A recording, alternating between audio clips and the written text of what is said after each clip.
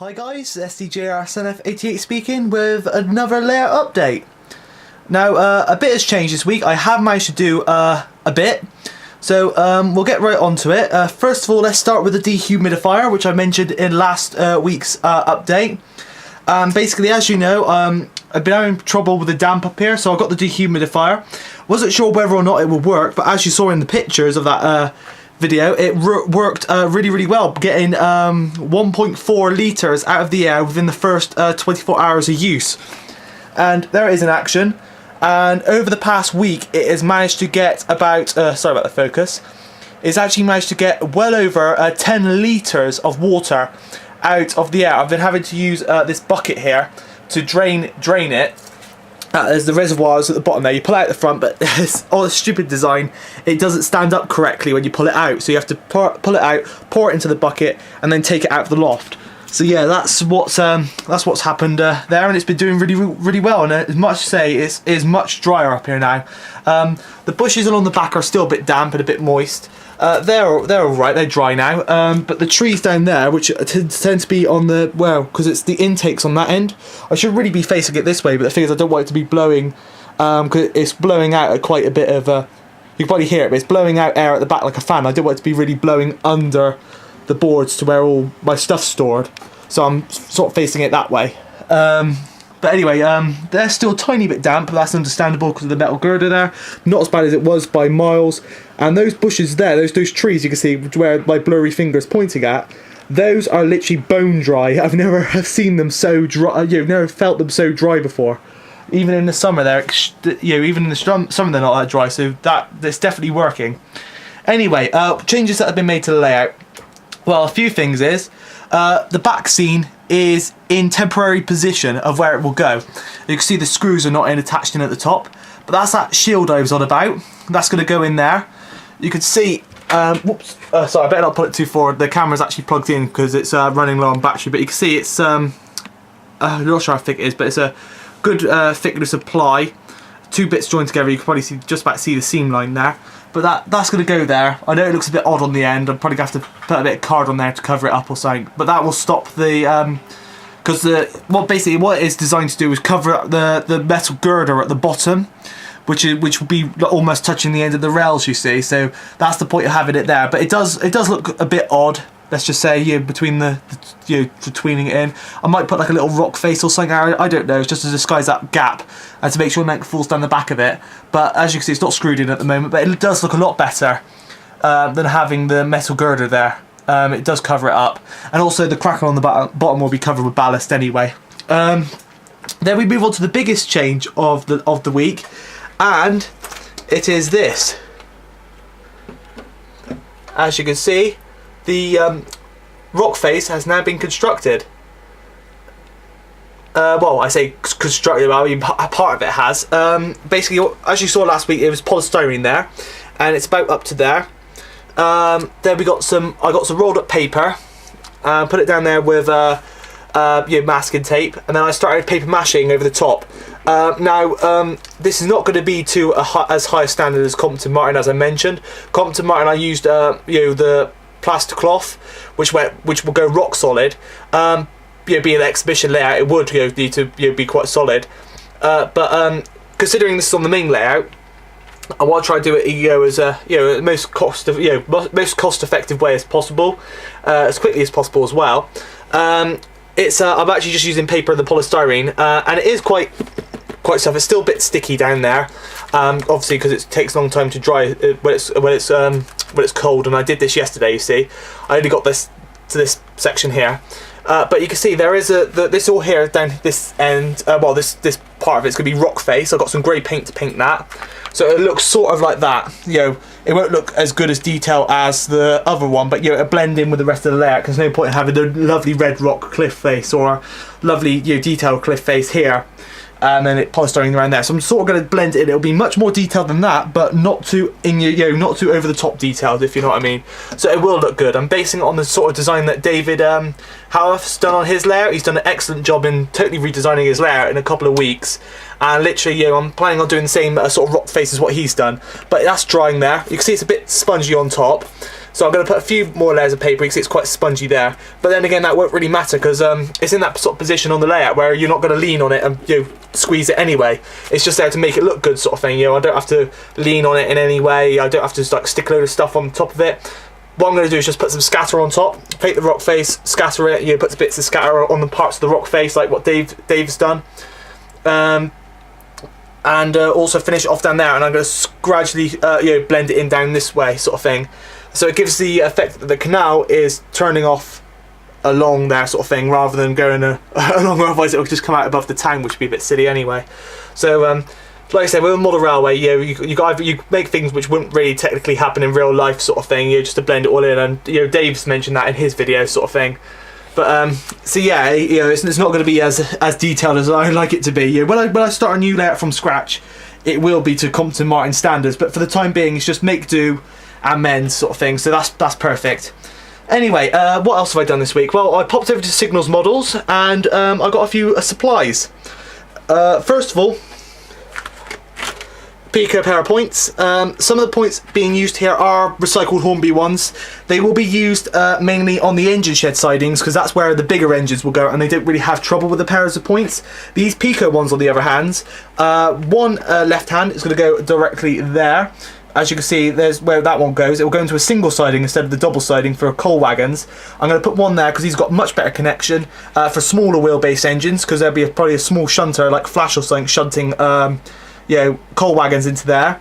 So that one will go one will go there, and I've also got another one in a bag behind me, and that will go there, which will be where the split into the two goods sidings, which obviously will be needed for slow running.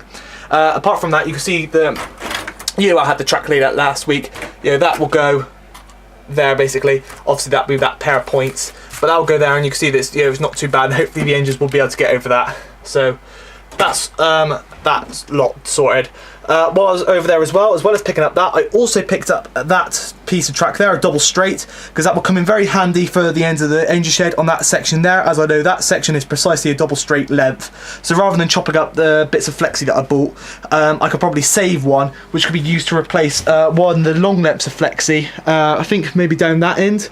Probably a long time after I got it running, but at some point I want to replace a bit of flexi down there because it looks a bit grubby basically, with a bit of modern Pico stuff. So yeah, that will go down there, so that saves a bit of track. And I also picked up this. It's a bag of fine Woodland Scenics fine turf, burnt grass, which is good because this is supposed to be well, it doesn't really look like it, but most of the stuff on this is more summery. The grass is a lot like burnt grass, like summer grass, dry, green and dry sort of thing. So I'm keeping up the theme at this end, and basically that's going to be put on the top rather than static grass, because the static grass is quite messy, and also I would probably like to save that for another project sort of thing. So I'm going to just do it with like the turf and stuff, because James Simpson's done it with tufts, a turf and stuff, and it does look quite realistic. So I'm going to keep it like that. It's cheap and simple, easy to apply, and also it tends to stick down and stay down, while static grass you need to spray varnish on it, not varnish, like hairspray on it, and to keep it in place. And obviously being up in an unventilated loft, it's not a good idea to start spraying stuff like that around here, which is one of the reasons why I'm thinking about painting the rock face rather than using that water stuff and then having to spray matte varnish over it, because it'll get up in the air and it gets everywhere, because it gets trapped up in there basically. And I don't think the dehumidifier would take kindly to taking in hairspray and matte varnish. So anyway, I'm just going to pause the video here, and I'm just going to take you inside and down the ladder, and I'll show you some other little things I picked up at Signals Models, and also tell you a bit about what's to come as well. Right, we're downstairs in my messy room, and first of all, I've done a bit of I've been continuing with the weathering commission, and I have completed 3 vans. Now these are I'm not going to show you too much of them because they will feature in their separate photograph video when I'm done with them. So when I've took the photos, but when it comes up after this update, most likely, along with the Colic goods.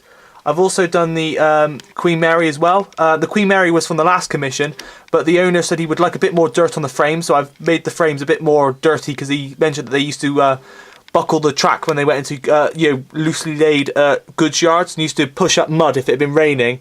Spray water up the side, and the bogies used to get quite a lot of frame dirt on them, so I've redid that. As well as that, I've also finally completed one of the locos. you know the Call It Goods. I'm not sure if I mentioned it in my last video, I think, but I've actually completed it. And it runs really, really well. I test ran it, cleaned it, test ran it, so that's all good. It's now to start on one of the other two locos. I'm thinking of starting the 5MT next. So yeah, that's gone well. But anyway, the main thing what I was going to show you the reason why I came down here is that as well as when I went to Signals, I got some pots of paint. I got 2 of these. They're acrylic. This is the colour I plan to use for the rock face.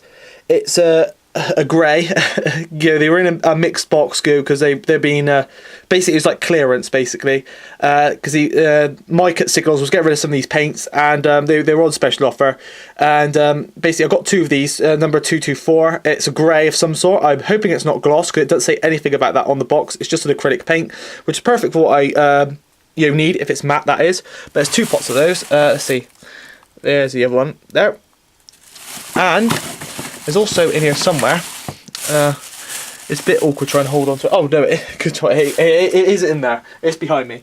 There's also he gave me this pot of paint for free. It's a Citadel technical paint. It's supposed to be like a earth coloured paint that actually cracks. But apparently it doesn't work. They were recooled or something or other, but they still work perfectly fine, but they don't crack. So that means that could be good for adding detail to the rock face. So he gave me that for free because they basically don't do the job of what they're supposed to do. So he gave that to me for free. I'll put that one away over here. Whoops. Not only that, I took in the Call It Goods to show him. Because he was the one who got me started in the weathering. As you know, the wagons that I did originally I used to weather them up and take them over the Signals. But I've been quite busy with this commission, so I haven't had time to do any more for them. There's still one on the shelf over there. It's a slope-sided 16-tonner, which I did nearly a year ago now, and that's still on the shelf in there. But the other ones have sold since. And I showed him the collar, he got it out, and he was absolutely amazed with the work that I'd done on it, sort of thing. And he was really keen that once I've done this commission, he said, if you want to do any of the locos in the shop, I could do those as well. But I did mention that they take ages because I do them all with powders. And he said, oh, have you ever tried to spray using an airbrush before? And of course I haven't, sort of thing. But what I'm planning on doing is maybe using airbrush on the underframe, basically, on the wheels. And because that's the bit which takes the longest on the loco. Because I love the effect of the powder, so I'm not going to stop using powders. I'm just want to spray the underframe to make it a bit quicker. Then just add little bits of detail powders to it, rather than going having to do the whole lot thoroughly with powders to get it in between all the little nooks and crannies, so it actually is covered, sort of thing. So with a spray, just spray it over, and get a nice even finish on the chassis, and then add powders in the certain areas where to add tone, rather than trying to do the whole lot basically. And then all the boiler would be done with powders, same as what I normally do, sort of thing. But anyway, he mentioned, have you ever tried it with an airbrush? And I said no. And he goes, would you like to? And I was like, oh, okay, sort of thing. I go, have you got any stock? He goes, oh yeah, here you go. And he gave me this. It is an Expo airbrush starter kit, and it runs on a can of compressed air, but it's basically got all the things for a basic starter set. And I basically said, how much is that? And obviously on the box it's £17.90, and he goes, oh, you can have that for free. So yeah, he gave me that for free, which is amazing. So I can't thank Signals enough for giving me this, and Mike especially for allowing me to have this. But basically, he said get your practice in with this. I've got a few little practice models, as you know. I've got that Mallard body shell, and before you ask, don't worry, that isn't my Mallard that I run on my layout. That was a spare Mallard that was given to me for a spare part, because I needed a spare door off of it, and it just happened to have a spare door, but the body was ruined. So I basically the body I could use for spraying on, basically. So yeah, I'm going to practice on that. And also, you've probably seen that old Airfix Prairie kit that I had, Dapple Prairie kit that I had, that I never completed properly, on the back of a low loader. And I did show you it in a brief video a long time ago, when I actually started experimenting with loco weathering with powders. So I'm going to probably try spraying that first. Yeah, I've had no experience ever using one of these, so if anybody does use an airbrush and does weather locomotives and rolling stock, what paints do you recommend for a nice frame colour? Because I would like it to be the same colour as that, You won't be able to see it because of the lighting in here and also the reflection of the box. But yeah, when the pictures of the logo do show up, which will probably be in the next video when I do that weathering picture video. If you could look at the frame and the wheels, the wheels basically mostly. If you could tell me what's the best paint to use so it blends in, because I don't want the wheels to be the underframe to look totally different to the tone of the powders I use on body, because the powders tend to come out roughly the same every time you see, and I don't want it to look like a bit like a double. Well, you know what I mean. One colour and then another colour which doesn't match basically. I want it to like you sort of blend in gently, but like it would in real life sort of thing.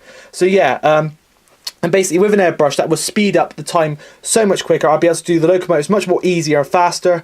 And it won't be as much hassle trying to get the powders, make sure the powders don't get in the running gears and all that sort of thing. And it'll still be the same brilliant finish, hopefully, with all the powders on the body and stuff, and it'd be a lot quicker, so I could do more. And obviously, I could also, as well as doing the commission stock, I could also do stock for signals, which could then be put on display and sold to members of the public who want them.